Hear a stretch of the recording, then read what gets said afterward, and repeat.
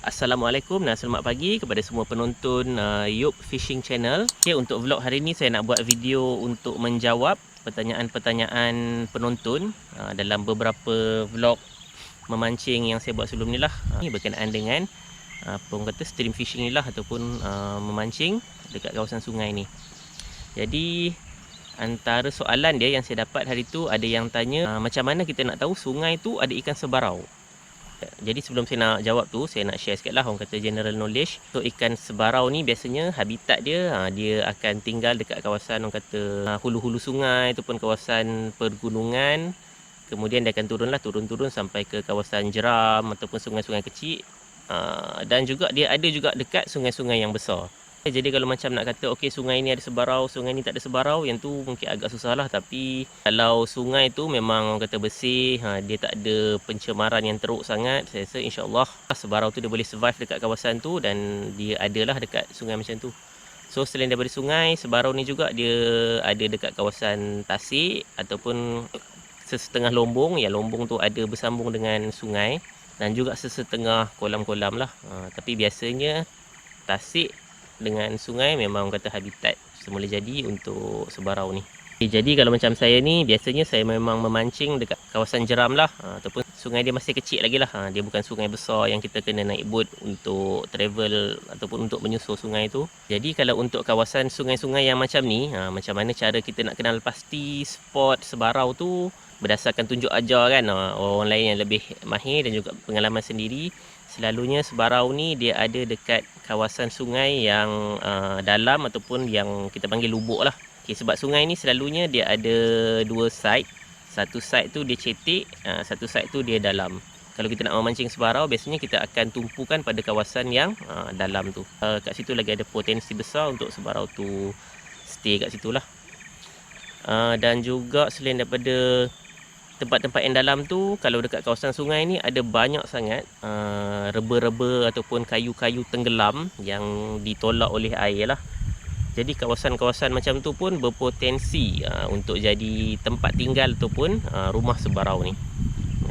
Jadi bila kita memancing kat sungai, biasanya kita akan lebih fokus pada kawasan-kawasan macam tu. Jadi cara kita nak cari lubuk sebarau ni, kalau sungai macam ni ada dua cara lah.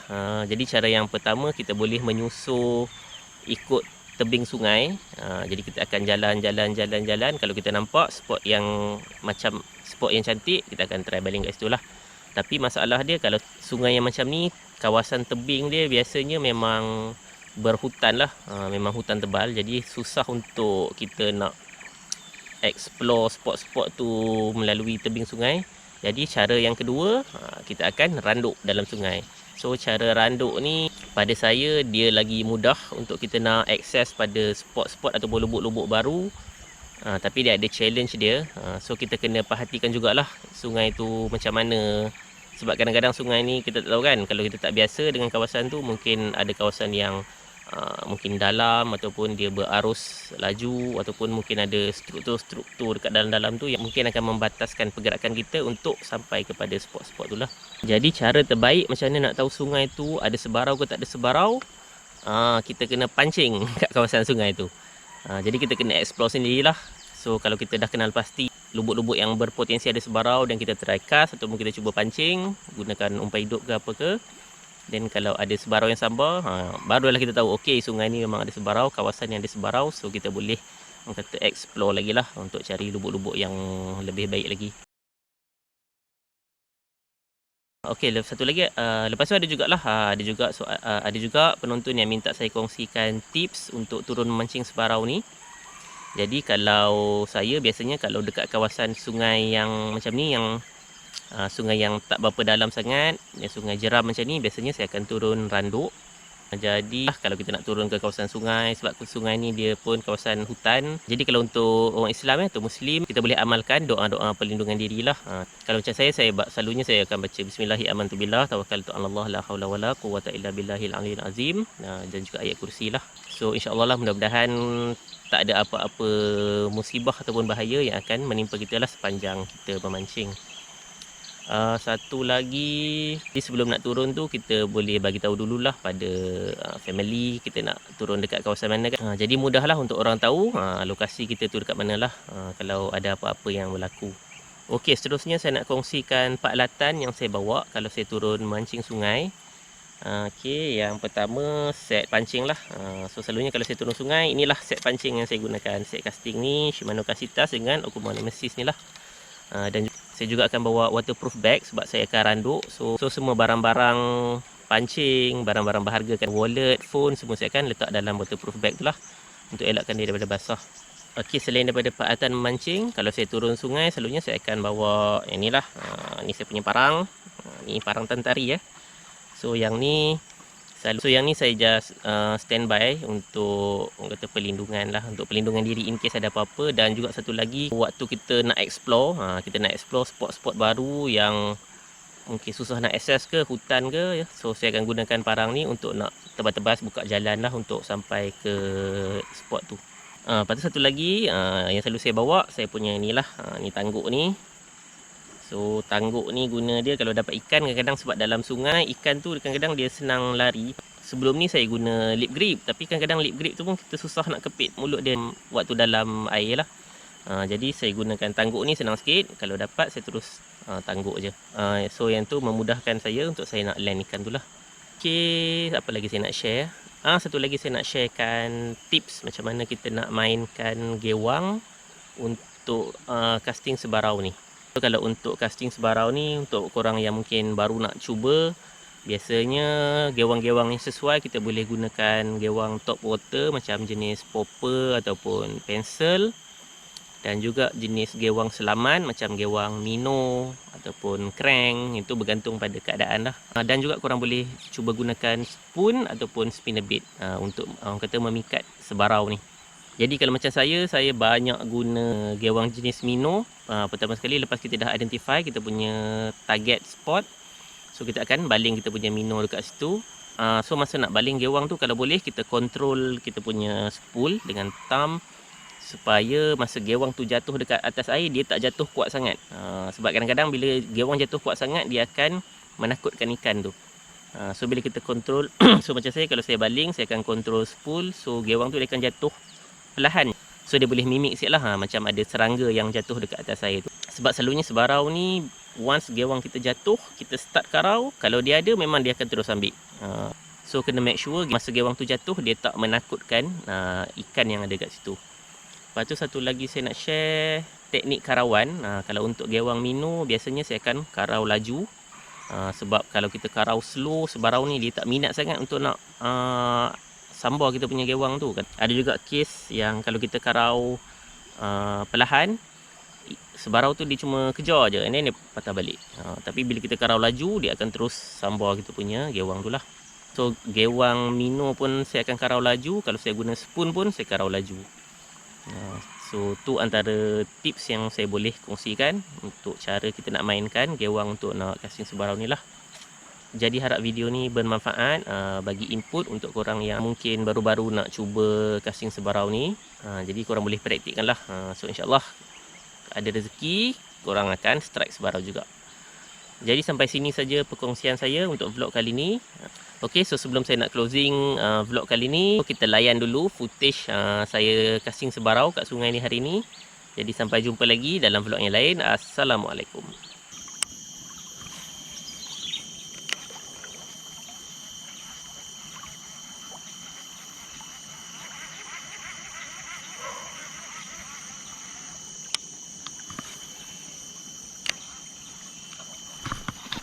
Yes.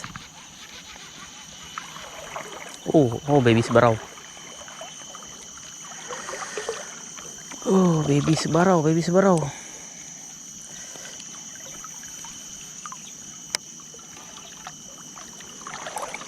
Okey, alhamdulillah. Okey, so sebarau ni saya dapat dengan menggunakan Offmer Catwalk top water lah.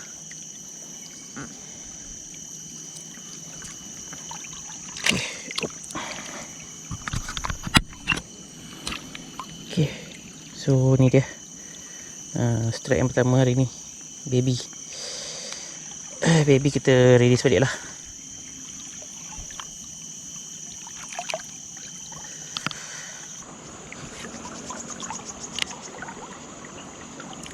Come on. Ha, ambil. Ambil. Aduh, ikan kecil-kecil je.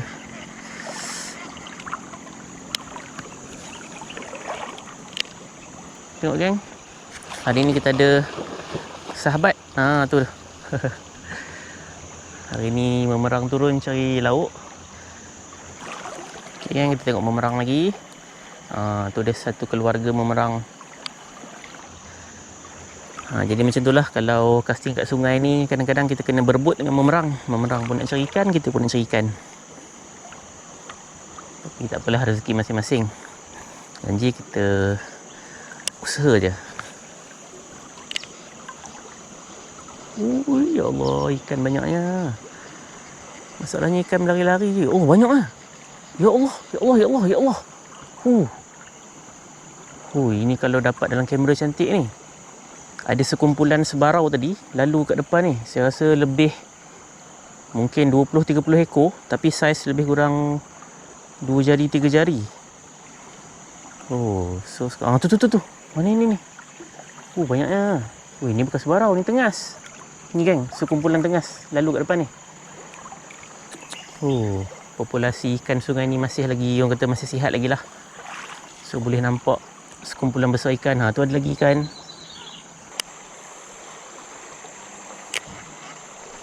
Kena. Ada.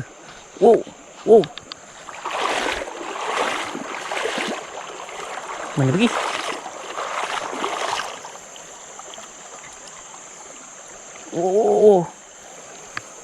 Kenapa ni? Sebarau kot.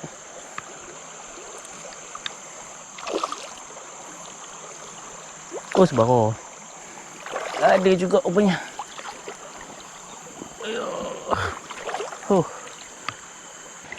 So ni dia sebarau yang kedua hari ni. Itulah, hari ni tak ada sebarau yang besar. Semua saiz yang baby-baby je lah. Sini pun kecil lagi ni. So yang ni kita akan lepas balik lah. Okay. Tu dia. Dia dekat depan ni. Okay.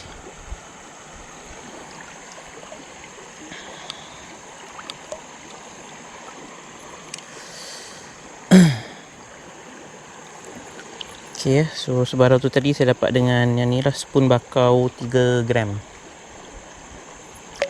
Mantap.